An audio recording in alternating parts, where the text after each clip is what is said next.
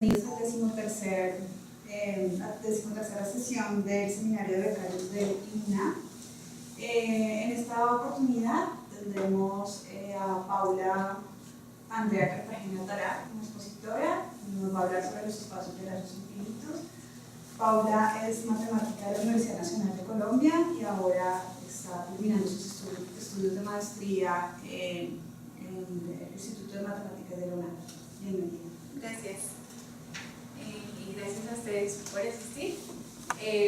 Bueno, yo les voy a platicar, como dice el título, de espacios de lazos infinitos y un poquito de lo que estoy trabajando en la tesis de maestría. Entonces, bueno, esta va a ser más o menos la estructura. Primero, si vamos a hablar de espacios de lazos, pues vamos a definirlos, qué son los espacios de lazos, qué propiedades interesantes tienen. Ya luego vamos a hablar de para qué sirven y por qué es importante saber cuándo un espacio es un espacio de lazos. Entonces vamos a ver la relación con teorías de cohomología y con omega preespectros. Y bueno, ya para finalizar vamos a hablar de, sabiendo ya que eso es interesante de alguna manera, pues cómo vamos a identificar cuándo un espacio es espacio de lazos. Y pues para eso vamos a hablar de un concepto que es el operador. Y el principio de reconocimiento, que nos dice cómo es la caracterización de espacios de lazos. Entonces empezamos desde lo más básico. Tenemos un espacio topológico X con un punto base, que es un punto que elegimos destacado. En este caso lo llamamos X0. Y un lazo es una función continua del intervalo en el espacio que inicia y termina en el mismo punto. Entonces, pues como pueden ver, pues es algo vueltitas y vuelve al mismo punto. ¿Vale? También se puede ver como una función de la esfera en el espacio.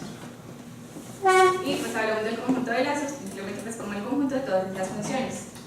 A este conjunto le podemos asignar una topología, y es la topología compacto abierta, y este conjunto con la topología pues vuelve a ser un espacio topológico y que tiene también un punto base, que es un punto destacado, que es el lazo constante, el lazo que simplemente a todos los puntos del intervalo los manda en el puntico destacado.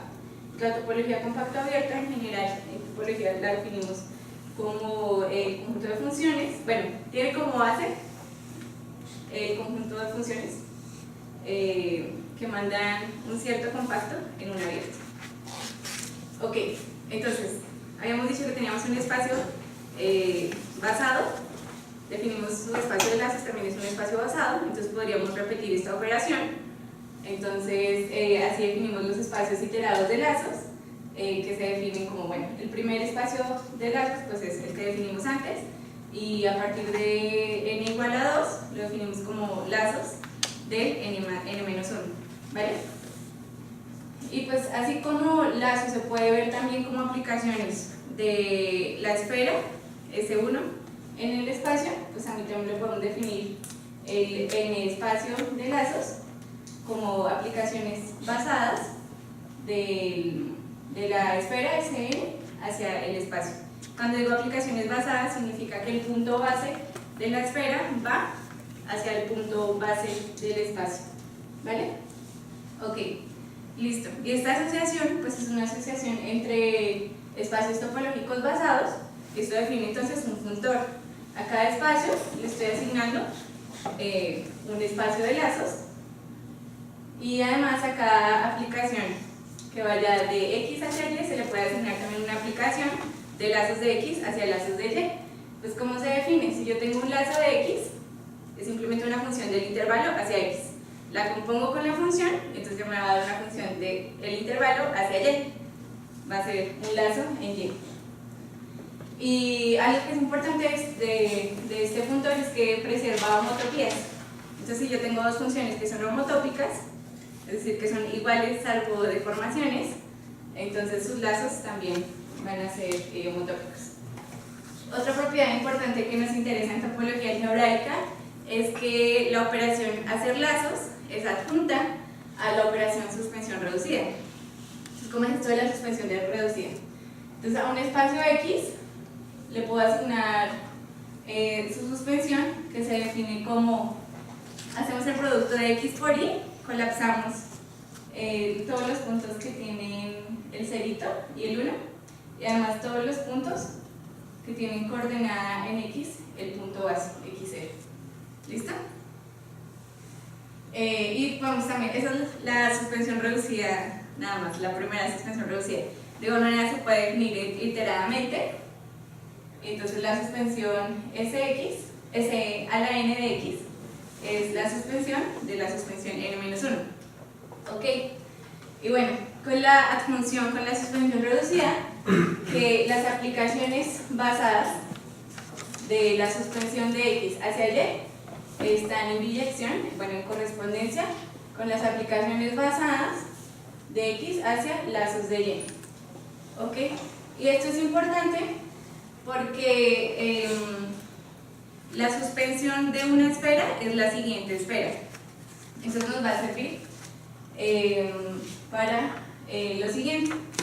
Pues sabemos que los grupos de homotopía, el enésimo grupo de homotopía, pues son funciones, bueno, clases de homotopía de funciones de la esfera hacia el espacio, ¿verdad?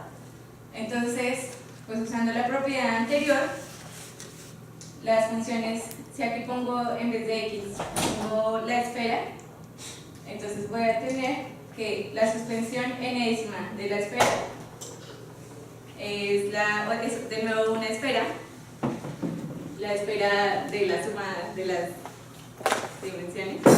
Voy a explicarlo mejor. Si aquí yo tengo S1, entonces la suspensión enésima de S1 es Sn más 1, la esfera n más 1. Entonces eso está en asociación con las aplicaciones que van de S1 hacia lazos del otro espacio. Bueno, ¿esto qué dice? Que lazos me van a bajar grupos de homotopía. Entonces hay una biyección, bueno, de hecho es un homomorfismo de grupos entre el grupo de homotopía n-ésimo de x y el grupo de homotopía n-1 de lazos de x. Y de manera inductiva pues podríamos bajar la dimensión varios numeritos. Ok, otra propiedad muy importante de los espacios de lazos es que estos tienen una operación. La operación es la llamada concatenación. Entonces, ¿cómo se define? Si yo tengo un lazo, aquí se recorre en este sentido, y tengo otro lazo, pues lo que hacemos es juntarlos, recorro en la mitad del tiempo el primero y en la segunda mitad el segundo. Recorro primero esto y luego así. ¿Sale? Aquí los puse separados, pero se supone que este es el mismo punto base, ¿no? Ok. Y así entonces se puede definir una operación que se llama concatenación. Acá hay un dibujito mejor. Encontré hace poquito un blog que me gustó mucho, entonces tomé algunos dibujos del blog. El blog es una matriz de una chica que está haciendo el doctorado en Cambridge. No me acuerdo bien, pero tiene un buen blog. Entonces, bueno, ella lo explica mejor y es, recorremos en la mitad del tiempo A y en la otra mitad B. Y bueno, lazos junto con esta operación forma algo que llamamos un H-grupo, que es un grupo salvo homotopía. Entonces todas las propiedades de grupo son salvo homotopía. Entonces hay un inverso, salvo homotopía, y hay también pues una unidad salvo homotopía y la operación es asociativa salvo homotopía. ¿De acuerdo? Entonces, bueno, acá hay un dibujito de la asociatividad. Entonces, por ejemplo, si tenemos tres lazos, pues sabemos que podemos componer primero los dos primeros y luego el resultado con el tercero, o juntar los dos últimos y el resultado logramos con el primero, ¿no? Entonces, cuando estamos haciendo esto, estamos partiendo el intervalo en 4. En el primer partido recorremos A, en el segundo recorremos B y en el resto C, ¿no? Y en la otra pues es esto. Estas dos cosas son homotópicas, lo único que hay que hacer es aumentar la velocidad que se está recorriendo en A y disminuir la velocidad. No, mentira, estoy diciéndolo mal, al revés. Aumentar el intervalo en A, es decir, disminuir la velocidad y aumentar la velocidad, sí, aumentar la velocidad en C, ¿no? Y además, sabemos que cuando un espacio es lazos dobles, esto es conmutativo, salvo homotopía. Y vamos a volver a esto después porque esto es importante cuando los vayamos a identificar. Entonces, listo. Ya vimos que son los espacios de lazos, tienen algunas propiedades interesantes, pero además de eso, pues ¿para qué nos sirve? ¿No? ¿Por qué nos interesa identificarlos? Entonces, para eso vamos a hablar algo más de topología algebraica y vamos a hablar del concepto de los espacios de Eilenberg-MacLane y los omega preespectros. Entonces, decimos que un espacio topológico es un espacio de Eilenberg-MacLane de tipo KGN si tiene grupo n-ésimo de homotopía, precisamente el grupo G, siendo G un grupo que tiene que ser conmutativo si m es mayor o igual a 2, porque el dos grupos de homotopía es conmutativo, diciéndolo bien. Y además, cuando n es igual a 0, también existe un espacio topológico. Y este espacio topológico es el grupo junto con la topología discreta, porque el pi0 lo que nos mide es las componentes conexas del espacio. Entonces pi0 del grupo con la topología discreta pues es precisamente el grupo. Ok, y pues siempre se puede definir un espacio de Eilenberg-MacLane que sea complejo CW. Estos complejos CW son importantes para la topología algebraica porque se comportan bonito, digamos. Y que pues, también tenemos que cuando es un espacio de Eilenberg-MacLane que es complejo CW, su tipo de homotopía está únicamente determinado por G y N. ¿Qué significa esto? Que si hubiera otro Eilenberg-MacLane de este mismo tipo, son homotópicos, homotópicamente equivalentes. Entonces, sabemos que un espacio de Eilenberg-MacLane G n+1 tiene que satisfacer que su grupo n+1 de homotopía es G y en el resto tenemos 0. Entonces, como sabemos que lazos tiene pues la relación que baja grupos de homotopía, entonces lazos de KG tiene esta misma propiedad, pero en n-1, perdón, en n, o sea que era n+1, aquí es n. Entonces, de nuevo, lazos de KG n+1 es un KGN, porque cumple que el único grupo de homotopía no trivial es el n-ésimo, ¿vale? Entonces, pues formalmente decimos que hay una equivalencia homotópica débil, es decir, los grupos de homotopía son iguales o son isomorfos entre KGN y lazos del n+1. Entonces así tenemos una asociación de manera que este es homotópico a lazos del siguiente, este es homotópico a lazos de este y así, ¿no?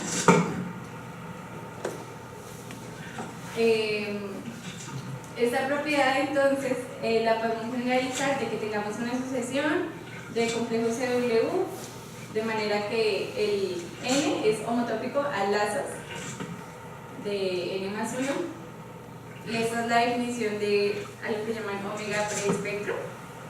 Yo sé que el concepto es un poco feo, pero al principio se llamaba espectro y ya luego le modificaron. Entonces, no, es que sea omega espectro y ya luego le cambiaron y dije, no, mejor que sea omega preespectro porque generalizan los términos. Pero bueno, simplemente es una asociación de espacios, todos basados, junto con equivalencias homotópicas débiles, de manera que el n-ésimo espacio es débilmente homotópicamente equivalente a lazos del siguiente, ¿vale?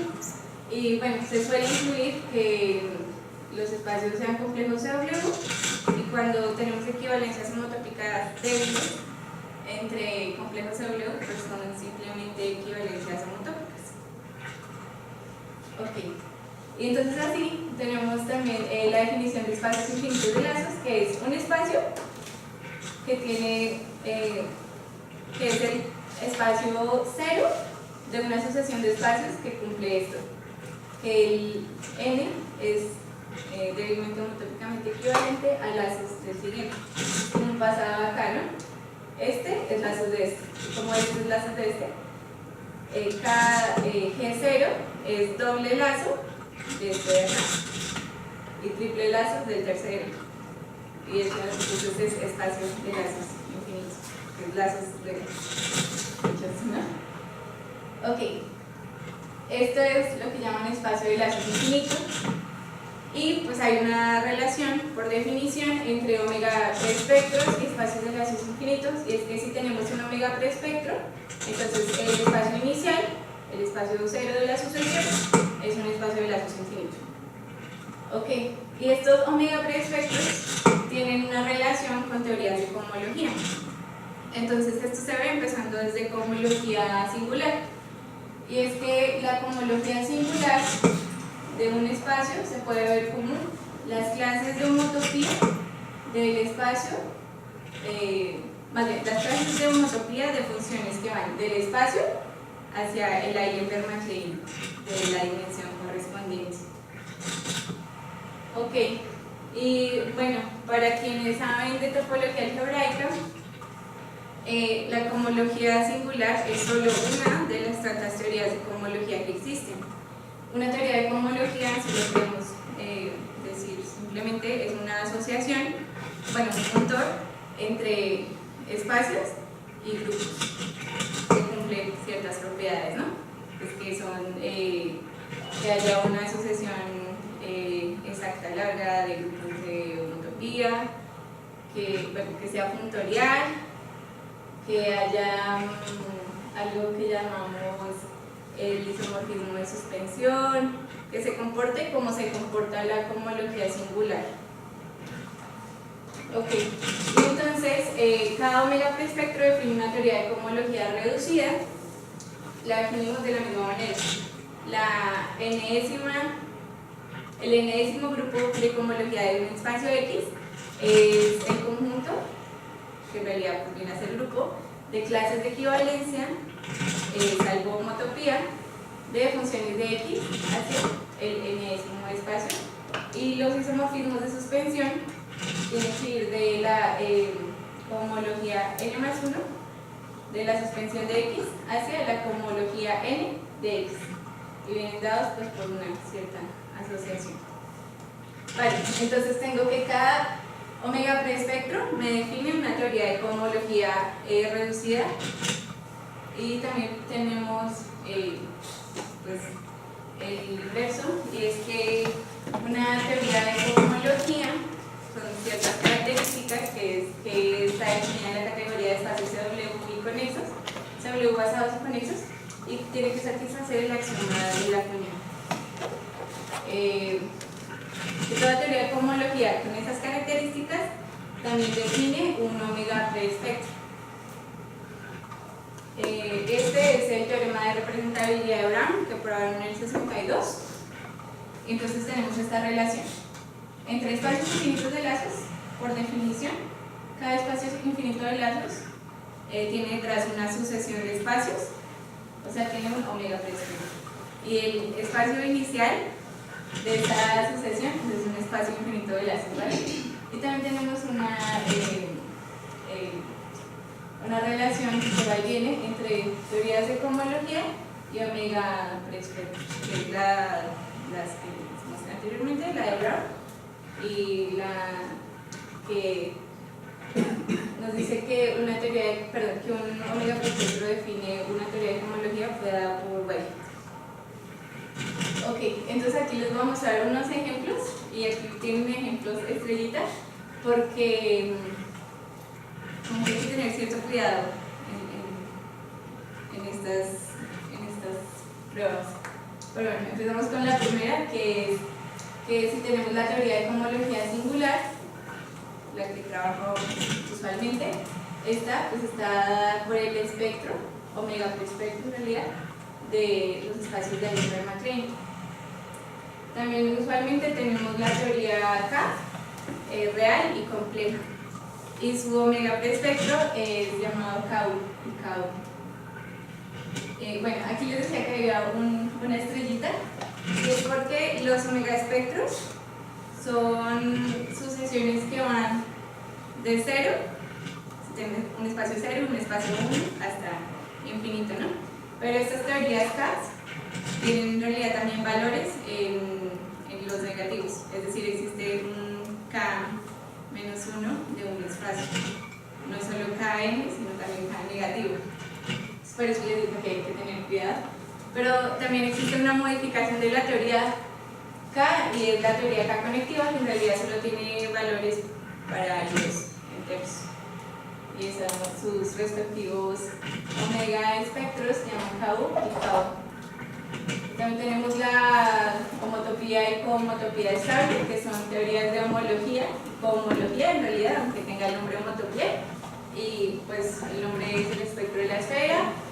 Y de igual manera tenemos el bordismo y cobordismo, cuyo espectro es el espectro beta. Ok, entonces, ya sabemos que son los espacios de lazo, sabemos que son útiles en topología algebraica de alguna manera porque caracterizan las teorías de cohomología, y las teorías de cohomología hemos escuchado que son útiles, ¿no? Entonces ahora, ¿cómo hacemos para saber si un espacio, nos lo dan por ahí, es espacio de lazos de algo, o es espacio de lazos iterado, o aún más, es espacio de lazos infinito? Para eso tendríamos que encontrar entonces la sucesión de los espacios, de manera que el que nos dan es lazo de uno y ese es lazo del otro, y así, ¿no?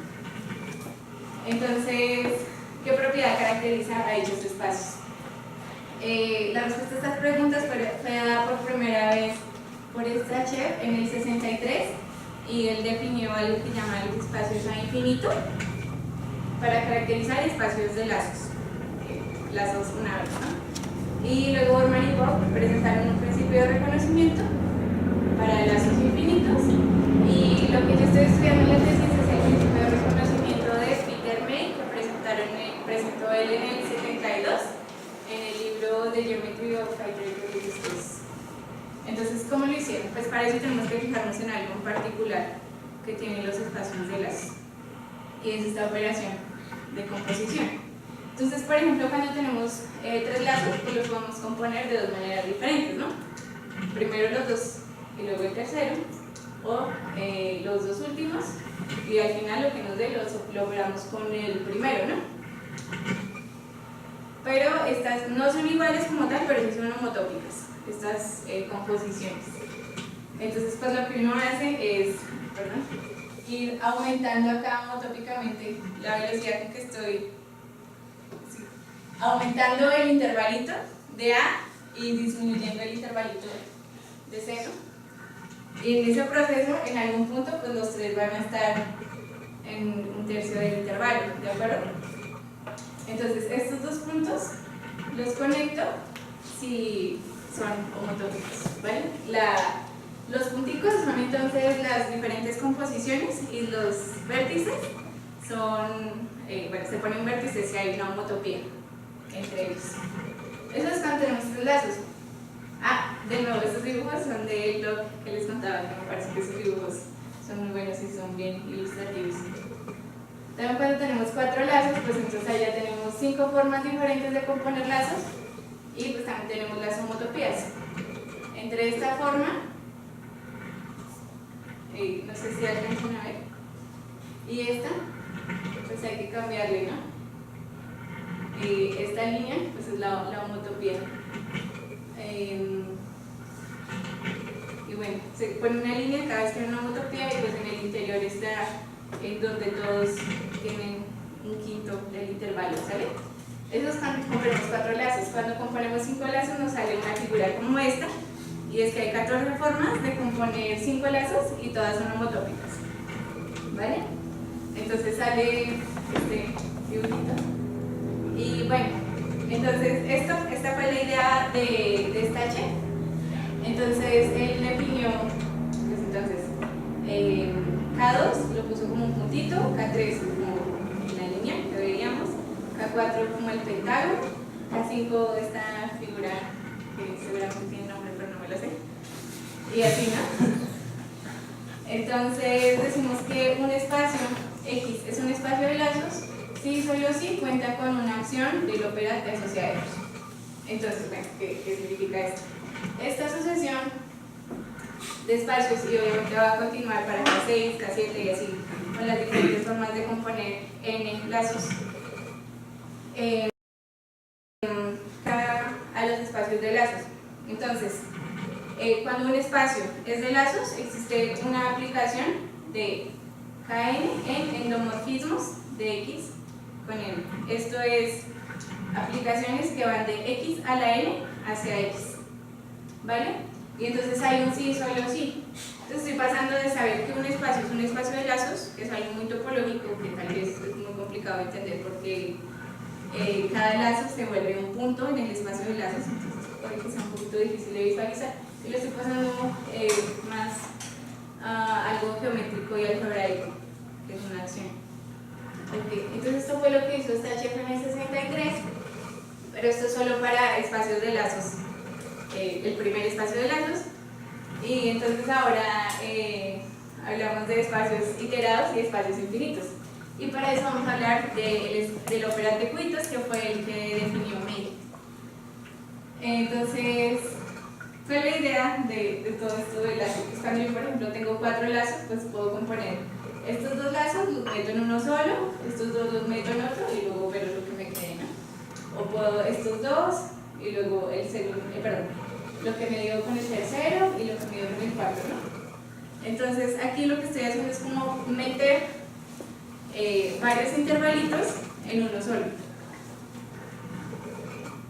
Y entonces de ahí viene la idea del operante cubitos, que lo que dice es que si tenemos si y n representa el n cubo unitario y j en su interior, entonces un cubito, un n cubito, pues es una forma de meter el interior del cubo en el interior del cubo con ejes paralelos. Cuando digo con ejes paralelos me refiero a que salen como esta, ¿no? Entonces esto es un n cubito, bueno, un 2 cubito, esto es otro 2 cubito, 2 cubito, 2 cubito, ¿no? Y también puedo definir el operante de n cubitos como, bueno, se define Cn de j como el conjunto de j tuplas de n cubitos cuyas imágenes son ajenas 2 a 2. Entonces, pues esto es como el dibujito. Estoy metiendo 5 cubitos en uno solo y los puedo dibujar en uno solo precisamente porque las imágenes son disyuntadas 2 a 2, ajenas.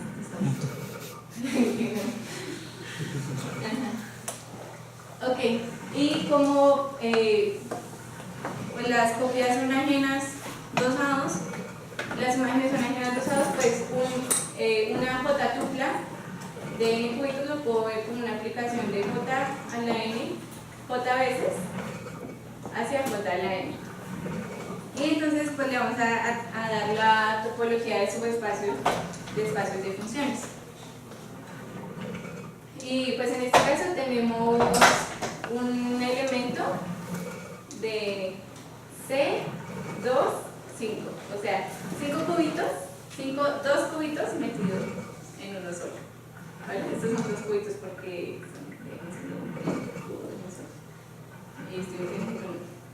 ok, entonces para que sea una ópera le tenemos que asociar una operación, que es una que llamamos la composición. Y entonces, pues esta es la definición formal. Si yo tengo una K tupla de n cubitos y una JS tupla de n cubitos por cada S, entonces voy a hacer una composición de la siguiente manera. Tengo acá, primero le hago la suma de los últimos y luego eso lo compongo con C. Eso será mejor visualmente. Entonces, por ejemplo, aquí yo tengo 3 tuplas de 2 cubitos, una tupla y una tupla, y lo voy a mandar a 5 tuplas. Entonces, esta es mi 3 tupla. Entonces, como yo tengo 3 tuplas, voy a necesitar 3 elementos acá. Y lo que voy a hacer es simplemente, en el primero, voy a poner lo que está acá. En el segundo, pongo lo del segundo. y en el tercero como lo del tercero, ¿vale? Entonces me quedaría algo como lo que tengo acá, en el primero, en el segundo y en el tercero, ¿sale? Entonces ahí tengo 5 cubitos metidos en uno solo, que se pues como la composición. Esto lo puedo hacer pues obviamente para todas las dimensiones, y entonces esta es una operación que es asociativa. También puedo definir una acción del grupo. ¿Ahí es algo homotopía o es como...? Esa sí es asociativa como tal.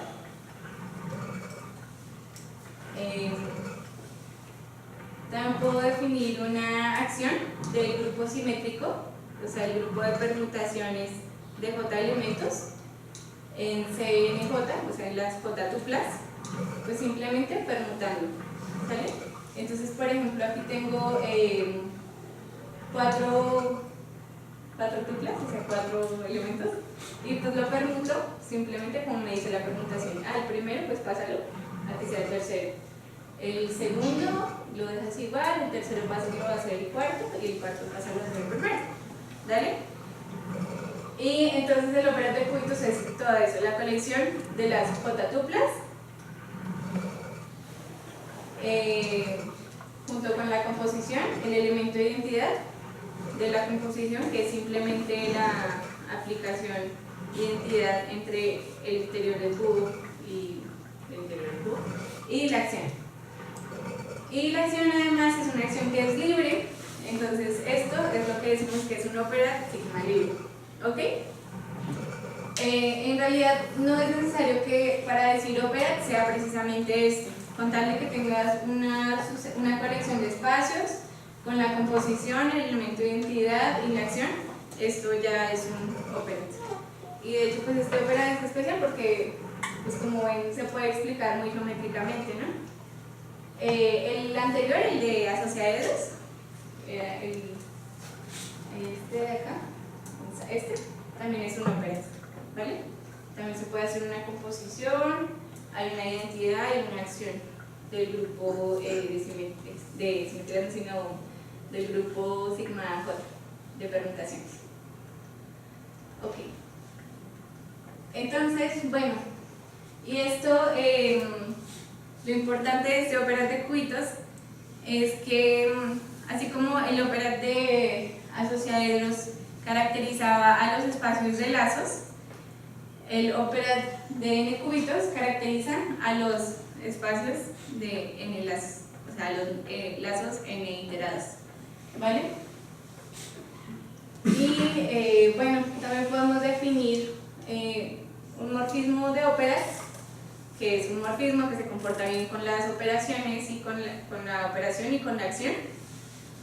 Y pues simplemente si yo tengo n cubitos, pues los paso a n más 1 cubitos, multiplicándolos simplemente con la función identidad que va de J hacia J. Y bueno, entonces tengo una inclusión de cubitos n-décimos a cubitos n más 1, y así con el colímite podemos definir cubos infinitos. ¿Ok? Y entonces, pues aquí viene como lo importante, y es que hay una acción del operand de cubitos en espacios de lazos. Entonces, si yo tomo un espacio topológico y estoy considerando a su espacio de lazo n-décimo, entonces existe una acción libre del operand de cubitos en el espacio iterado de lazos. Es decir, existe una aplicación que va de las J tuplas en lazos a la J, perdón, J tuplas por lazos a la J en lazos. Y además esto caracteriza a los espacios de lazos. Es decir, si existe si un espacio tiene una acción de este tipo, es decir, si aquí yo pongo Y en vez de lazos n-décimos, hay un deslazado. Es decir, puedo encontrar una sucesión de espacios de manera que uno es el espacio de lazos del otro y así. Y el espacio inicial era el que nos daban. Entonces, el principio de reconocimiento de May pues da respuesta a las 3 preguntas iniciales, que es que nos caracteriza un espacio de lazos, un espacio de lazos iterado y un espacio de lazos infinito, y es precisamente que todo espacio de lazos es un CN espacio, es decir, tiene una acción, y todo espacio que sea conectable por trayectorias y que tenga una acción es del mismo tipo de homotopía débil que un espacio de lazos iterado. Entonces este es el principio de reconocimiento para el operato de n qubits. Todo espacio de lazos iterados tiene una acción y además todo espacio conectable por trayectorias con la acción tiene el mismo tipo de homotopía que uno de lazos. Y bueno, aquí en realidad solo les di como el teorema, pero no les voy a mostrar la prueba porque la prueba en realidad pues sí utiliza elementos como más complejos que no quería poner hoy. Pero lo importante de la prueba es que la prueba es constructiva. O sea, para decir que un espacio es espacio de lazos, tendríamos que mostrar espacio de lazos de quién es, ¿no? Entonces, la prueba, si un espacio de lazos satisface el principio de reconocimiento, es decir, tiene una acción, entonces puedo construirme una sucesión de espacios de manera que ese es lazos de lazos de lazos de lazos, ¿vale? Y pues bueno, esto ya es todo. Aquí está la bibliografía y pues el artículo en el que me estoy basando es el de Peter May, el 72. Gracias.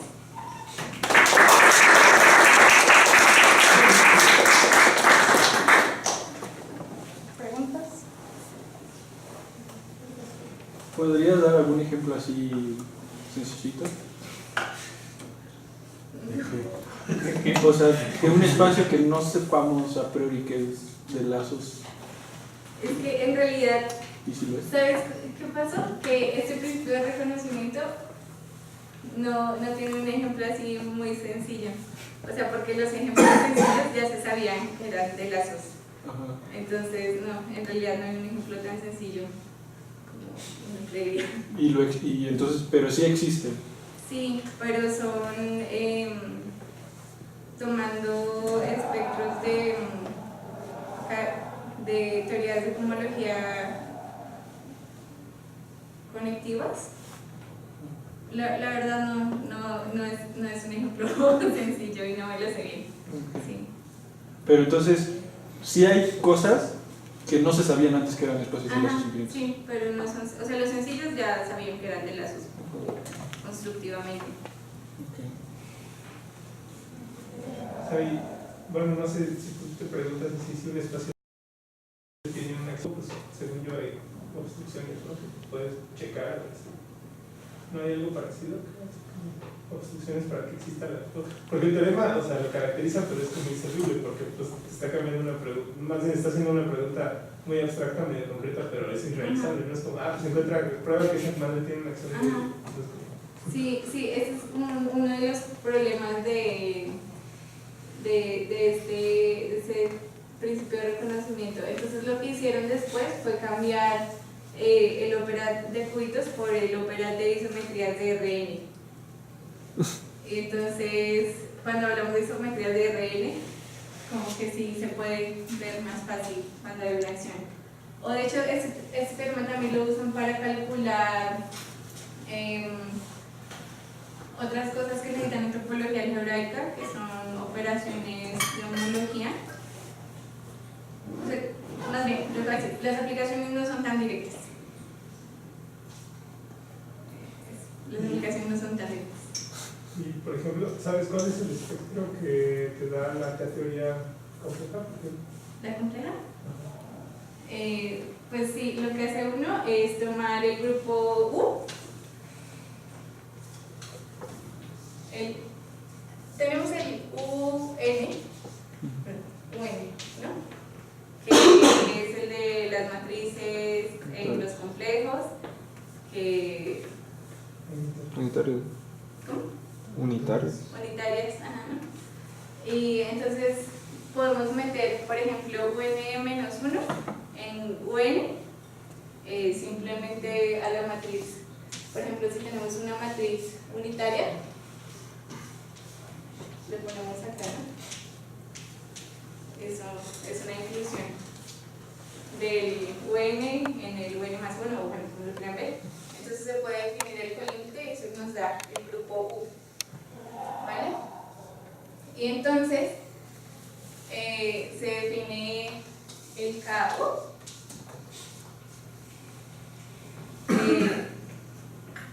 que lo que hacen es hallan el espacio clasificante, el BU, y luego lo multiplican por Z. ¿Sí? Ya se sabe lo que se clasifica. Y entonces, bueno, este es uno importante porque se puede ver que el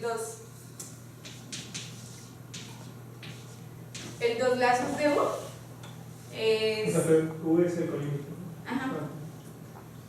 Sí, los segundos lazos de U son homotopicamente equivalentes a U. Entonces de ahí viene el teorema de periodicidad de U. Ajá, es que justo para allá iba, o sea, como que... Y en el principio del reconocimiento puedes reconocer esa periodicidad de alguna manera, ¿o?